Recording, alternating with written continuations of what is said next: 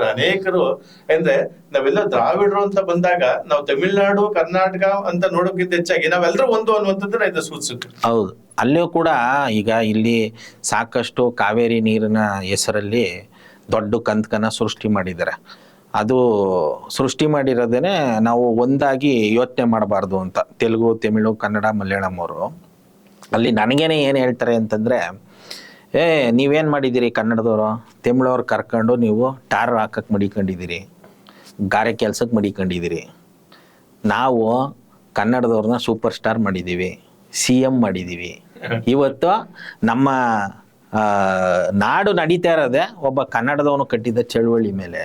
ನಾವು ಅಷ್ಟು ಗೌರವ ಕೊಡ್ತೀವಿ, ನೀವು ನಮ್ಮನ್ನ ಟಾರ್ ಹಾಕಕ್ಕೆ ಮಡಿಕೊಂಡಿದ್ದೀರಿ ಅಂತ ಹೇಳ್ತಾರೆ. ಅದು ವಾಸ್ತವದಲ್ಲಿ ಸತ್ಯ ಕೂಡ.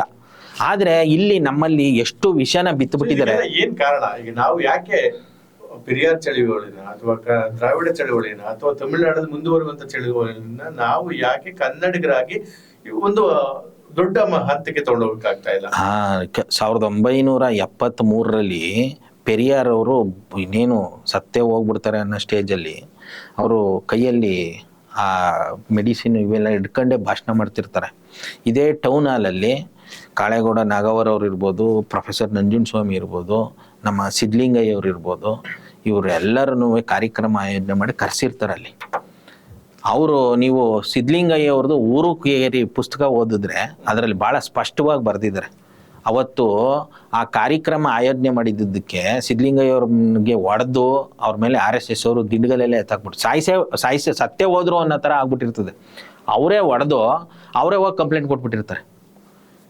ಅದಾದಮೇಲೆ ಎಲ್ಲ ಹೋರಾಟಗಾರರಿಗೂ RSS ಅವರು ಕೊಡುವ ಬೆದರಿಕೆ ಅಂದರೆ, ಈ ಬ್ರಾಹ್ಮಣರು ಕೊಡುವ ಬೆದರಿಕೆ ಏನು ಅಂದರೆ, ನೀವು ಜಾತ್ಯತೀತ ಹೆಸರಲ್ಲಿ ಬೇಕಾದ್ರೆ ಚಳವಳಿ ಮಾಡಿ, ದಲಿತ ಹೆಸರು ಚಳವಳಿ ಮಾಡಿ, ಕನ್ನಡ ಹೆಸರಲ್ಲಿ ಚಳವಳಿ ಮಾಡಿ, ಯಾವ ಕಾರಣಕ್ಕೂ ದ್ರಾವಿಡ ಅನ್ನೋದು ಬರೋಕ್ಕೂಡ್ದು. ನೀವು ಊರು ಕೇರಿ ಪುಸ್ತಕನ ಓದಿದ್ರೆ ಅದರಲ್ಲಿ ಅವರು ಅದನ್ನು ಮಾರ್ಮಿಕವಾಗಿ ಹೇಳ್ತಾರೆ. ಸಿದ್ಧಲಿಂಗಯ್ಯ ಅವ್ರು ಬರ ಗೊತ್ತಲ್ಲ, ಅದು ಎಷ್ಟು ಅವ್ರು ಹೊಡ್ತಾ ತಿಂದವ್ರೆ, ಅದನ್ನ ಓದಿದ್ರೆ ಹಾಡುಗಳು ಸಹ ಅಷ್ಟೇ. ಕುವೆಂಪುರವರು ವೈಸ್ ಚಾನ್ಸಲರ್ ಆಗಿದ್ದಾಗ ಅಣ್ಣನ ನೆನಪು ನಾಟಕದಲ್ಲಿ ಆ ಸಂದರ್ಭದಲ್ಲೂ ಸಹ ಒಂದು ಹೋರಾಟವನ್ನ ಅವ್ರ ಮನೆ ತನಕ ತಗೊಂಡು ಹೋಗ್ತಾರೆ. ಅವ್ರ ಮನೆ ಮುಂದೆ ಹೋರಾಟ ಮಾಡ್ತಾರೆ ವಿದ್ಯಾರ್ಥಿಗಳ ಹೆಸರಲ್ಲಿ. ಕೊನೆಯ ಪೂರ್ಣಚಂದ್ರ ತೇಜಸ್ವಿ ಅವರು ಬರ್ಕೊಂಡಿರೋದ್ರಲ್ಲಿ ಅಣ್ಣನ ನೆನಪಿನಲ್ಲಿ ಹೇಳ್ತಾರೆ, ಇಲ್ಲಿ ವಿದ್ಯಾರ್ಥಿಗಳಷ್ಟೇ ಇರಲಿಲ್ಲ, ಒಂದು ಸಂಘದವರಿದ್ರು, ಸಂಘ ಅಂತ ನೀಟೇ ಬಳಸ್ತಾರೆ, ಸಂಘದವರಿದ್ರು ಅಂತ ಹೇಳಿ. ನಾವೇನು ಇವತ್ತು ಸರ್ಸಂಘ ಅಂತೀವೋ ಅಥವಾ ಭಾಜಪ ಅಂತೀವೋ ಅಥವಾ RSS ಅಂತ ಹೇಳ್ತೀವೋ, ಅವರು ಇದ್ರು ಅಲ್ಲಿ. ಅಂದ್ರೆ ಅಲ್ಲೂ ಎಲ್ಲಿ ವಿಚಾರ ಅಂತ ನಡೆಯುತ್ತೆ, ಎಲ್ಲಿ ಮೌಢ್ಯ ವಿರೋಧಿ ನಡೆಯುತ್ತೆ, ಅಲ್ಲಿ ಅವರು ಆ ವಿರೋಧಕ್ಕೆ ವಿರೋಧನ ಮಾಡ್ತಾರೆ. ಇಲ್ಲ, ಈಗ ಇನ್ನೊಂದೇನಂತಂದ್ರೆ, ನಾವು RSS ನಿಲುವುಗಳನ್ನೋ ಇಲ್ಲ ಅವರ ಕೆಲಸಗಳನ್ನ ವಿರೋಧ ಮಾಡೋದಕ್ಕಿಂತ ಹೆಚ್ಚಾಗಿ ಅವ್ರಿಗೊಂದು ಸ್ಪಷ್ಟತೆ ಇದೆ.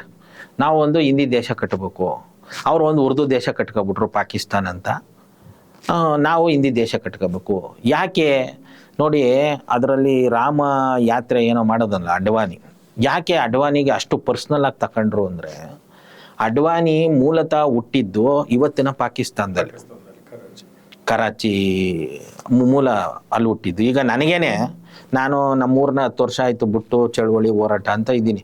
ಆದರೆ ನಮ್ಮೂರವ್ರು ಯಾರು ನನ್ನನ್ನು ಊರಿಗೆ ಬರಬೇಡ ಅಂತ ಹೇಳಿಲ್ಲ, ಇಲ್ಲ ನೀನು ಅಂಥವ್ನು ಇಂಥವ್ನು ಅಂತ ಹೇಳಿಲ್ಲ. ನಾನೇ ವಾಲಂಟ್ರಿಯಾಗಿ ನಾನು ಊರಿಗೆ ಹೋಗ್ತಾ ಕೂತ್ಕೊಂಡ್ರೆ ಇಡೀ ಸೌತ್ ಇಂಡಿಯಾ ಕೆಲಸ ಮಾಡೋಕ್ಕಾಗಲ್ಲ ಅಂತ ಹೋಗ್ತಾ ಇಲ್ಲ. ಆದರೆ ನನ್ನ ಊರಲ್ಲಿ ನನಗೆ ಯಾರೋ ಚಾಲೆಂಜ್ ಮಾಡಿದ್ರು ಅಂತ ಇಟ್ಕೊಳ್ಳಿ, ಇನ್ಮೇಲೆ ನೀ ಬರಂಗಿಲ್ಲ ಅಂತ, ನನ್ನ ಮನಸ್ಸು ಒಪ್ಬಿಡ್ತದ? ಈ ಒಂದಲ್ಲ ಒಂದು ಚಾಲೆಂಜ್ ತಗೊಂಡು ಹೋಗೇ ಹೋಗ್ತೀನಿ. ಹಂಗೆ ಇವ್ರಿಗೆ ಇವರೆಲ್ಲ ನೋಡಿ, ಯಾರೆಲ್ಲ ಈ RSS ಮೂಲದವ್ರು ಇದ್ದಾರೆ, ಇವರು ಎಲ್ಲ ಹುಟ್ಟಿ ಬೆಳೆದಿರೋದೆಲ್ಲ ಪಾಕಿಸ್ತಾನದಲ್ಲೇ. ಅವ್ರಿಗೆ ಹೆಂಗಾದ್ರೂ ಮಾಡಿ ಅವರೇ ಒಂದು ಉರ್ದು ದೇಶ ಕಟ್ಬಿಟ್ರಲ್ಲ, ನಾವು ಒಂದು ಹಿಂದಿ ದೇಶ ಕಟ್ಟಬೇಕು. ಇವರ ಈ ಕಟ್ಕೊಟ್ಟರು ನಾವೇನೆ ಅಲ್ಲ, ಇವ್ರ ಮೂರ್ಖತನದಿಂದನೇ ಆಗಿದ್ದದು. ಈಗ ನೋಡಿ, ಗಾಂಧಿ ಅವ್ರನ್ನ ಅಡ್ರೆಸ್ ಮಾಡುವಾಗ ಇಂಡಿಯಾ ಲೀಡರ್ ಅಂತ ಅಡ್ರೆಸ್ ಮಾಡೋದು, ಅದೇ ಮಹಮ್ಮದ್ ಅಲಿ ಜಿನ್ನಾ ಅವ್ರನ್ನ ಮುಸ್ಲಿಂ ಲೀಡರ್ ಅಂತ ಅನ್ನೋದು.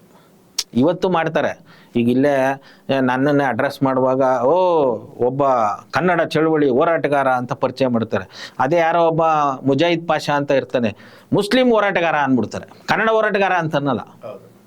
ಸೊ ಮುಸ್ಲಿಮ್ರು, ದಲಿತರು, ಹೆಣ್ಮಕ್ಳನ್ನ ಇವರು ಈ ರೀತಿ ಕಾರ್ನರ್ ಮಾಡುವಂಥದ್ದು, ಟಾರ್ಗೆಟ್ ಮಾಡುವಂಥದ್ದು ಮಾಡಿರೋದು.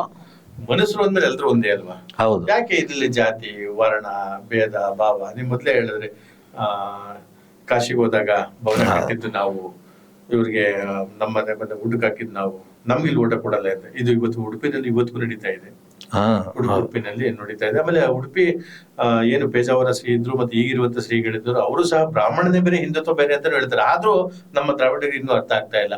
ಸ್ಪಷ್ಟವಾಗಿ ಹೇಳ್ತಾರೆ, ಬ್ರಾಹ್ಮಣರೇ ಬೇರೆ ಹಿಂದೂನೇ ಬೇರೆ ಅಂತ ಹೇಳ್ತಾರೆ. ಇವರೆಲ್ಲ ಹೇಳ್ದಾಗ RSS ನವರು ನಾವೆಲ್ಲ ಹಿಂದೂ, ನಾವೆಲ್ಲ ಒಂದು. ಇಷ್ಟು ಪದಗಳು ಒಟ್ಟಿಗೆ ಬಂದಂತ ಸಂದರ್ಭದಲ್ಲಿ ಯಾಕೆ ಅವ್ರು ಜಾತಿ ಬಿಟ್ಟು ಈಚೆ ಬರಲ್ಲ? ಹಿಂದೂ ನಾವೆಲ್ಲ ಒಂದು ಅಂದಾಗ ನಾವೆಲ್ಲ ಒಂದು ಇರ್ತಾನೆ. ಬ್ರಾಹ್ಮಣನು ಒಂದೇ, ಕ್ಷತ್ರಿಯನು ಒಂದೇ, ವೈಶ್ಯನು ಒಂದೇ, ಶೂದ್ರನು ಒಂದೇ, ನಾವೆಲ್ಲ ಒಂದೇ. ನಿಮ್ಮನೆ ನಾವು ಬರ್ಬೋದು, ನಮ್ಮನೆ ನೀವು. ಅದನ್ನ ಪೇಜಾವರ ಶ್ರೀ ಹೇಳ್ತಾ ಇಲ್ಲ, ಅದನ್ನ ಹೇಳ್ತಾ ಇರೋದು RSS ಮತ್ತೆ BJP. ಯಾಕೆ? ಅದು ರಾಜಕೀಯ ಲಾಭಕ್ಕೆ ಹೇಳಿದ್ದಾರೆ. ಬ್ರಾಹ್ಮಣನೇ ಬೇರೆ, ಹಿಂದೂನೇ ಬೇರೆ ಅಂತ ಅವ್ರು ಹೇಳಿದ್ದಾರೆ. ಈಗಿನ ಶ್ರೀಗಳು ಹೇಳಿದ್ದಾರೆ. ಹೌದು. ಅದು ಈಗ ನೋಡಿ, ಬ್ರಾಹ್ಮಣರಲ್ಲಿ ಬಹಳ ಕಟ್ಟುನಿಟ್ಟಾಗಿ ಪಾಲನೆ ಮಾಡುವಂಥವ್ರು, ಅದೇನೋ ಸಂಧ್ಯಾವನ್ನೇ ಪೂಜೆ ಇವೆಲ್ಲ ಅವರು ಸ್ಪಷ್ಟವಾಗಿ ಹೇಳ್ತಾರೆ, ನಮ್ಮ ಪದ್ಧತಿ ಬೇರೆ, ನಿಮ್ಮ ಪದ್ಧತಿ ಬೇರೆ, ಈ ಥರದ್ದೆಲ್ಲ. ಆದರೆ ರಾಜಕೀಯವಾಗಿ ಲಾಭ ಮಾಡೋದಕ್ಕೋಸ್ಕರ ಇದನ್ನ ದುರುಪಯೋಗ ಪಡಿಸ್ಕೊತಾರೆ ಅವರು. ಅದು ಬೇರೆನೇ ವರ್ಗ ಇದೆ.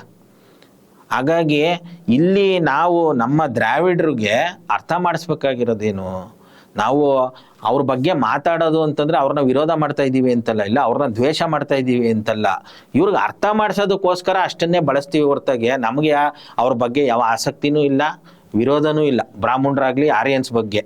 ಯಾಕೆ ನಮ್ಮಲ್ಲೇ ಇಷ್ಟು 97 ಜನ ಇನ್ನೂ ಮೌಢ್ಯದಲ್ಲಿದ್ದಾರೆ, ಇನ್ನೂ ಶಿಕ್ಷಣ ಇಲ್ಲ, ಇನ್ನೂ ಬಡತನದಲ್ಲಿದ್ದಾರೆ, ಅನಾನುಕೂಲತೆಯಲ್ಲಿ ಬದುಕ್ತಾ ಇದ್ದಾರೆ.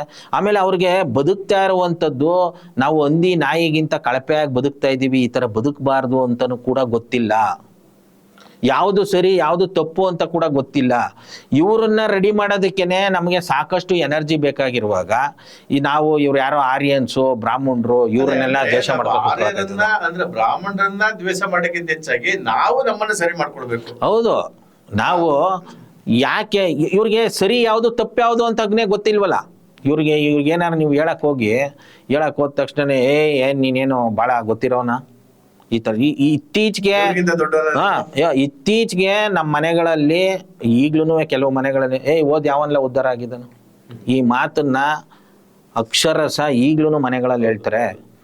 ಎಷ್ಟು ಇದನ್ನ ಮೂಢನಂಬಿಕೆಗೆ ತಳ್ಳುತ್ತೆ, ಎಷ್ಟು ಹಾಳು ಮಾಡುತ್ತೆ.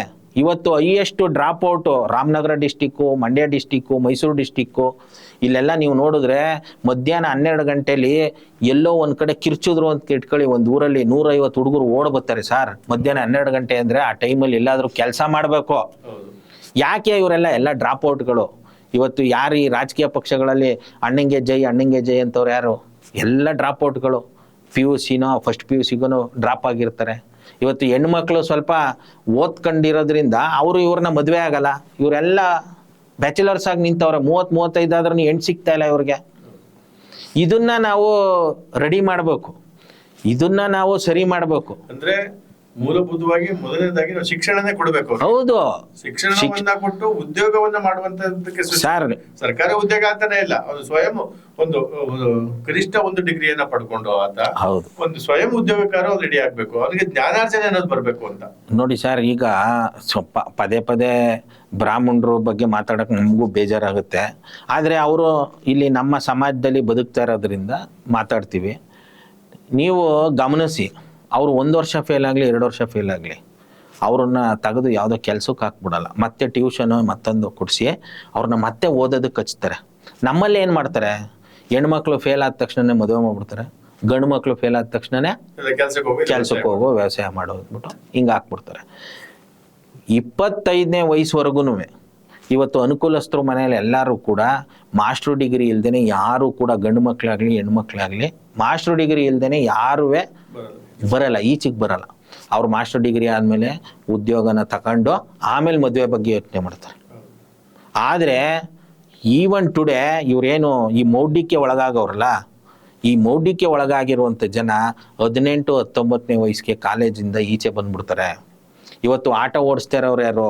ಅದು ಕಳಪೆ ಅಂತ ನಾನು ಹೇಳ್ತಾ ಇಲ್ಲ. ಬುದ್ಧಿ ಬೆಳವಣಿಗೆ ಆಗಿ ಏನೋ ಮಾಡ್ಬೇಕು ಒಂದು ವರ್ಷ ಡ್ರಾಪ್ ಔಟ್ ಆಗ್ಬಿಡ್ತಾರೆ. ಅದನ್ನ ಕಳಪೆ ಅಂತ ನಾನು ಹೇಳ್ತಾ ಇಲ್ಲ, ಆದರೆ ವಿದ್ಯಾಭ್ಯಾಸದ ಮಹತ್ವ ಇದನ್ನ ಈ ವರ್ಗ ಮಾಡಬೇಕಾಗಿತ್ತು. ನಾವ್ಯಾರು ಬ್ರಾಹ್ಮಣರು ಅಂತ ಕರಿತೀವಿ, ಇವರು ಮೊದ್ಲಿಂದನೂ ಮುನ್ನಡೆಸ್ಕೊ ಬಂದವ್ರಲ್ವಾ, ಇವ್ರು ಮಾಡಬೇಕಾಗಿತ್ತು. ಆದ್ರೆ ಅವರು ಮಾಡ್ಲಿಲ್ಲ. ಮಾಡ್ಕೊಂಡ್ರೆ ಹೊರತು ಬೇರೆಯವ್ರು ಅವ್ರು ಬೆಳೆಸ್ಲಿಲ್ಲ. ಹೌದು, ಬೆಳೆಸಿಲ್ಲ ಅವ್ರು ಮಾತ್ರ ಬೆಳ್ಕೊಂಡ್ರು ಅಷ್ಟೇ. ಅವ್ರಿಗೇನು ಅವ್ರು ಮಾತ್ರ ಚೆನ್ನಾಗಿರ್ಬೋದು.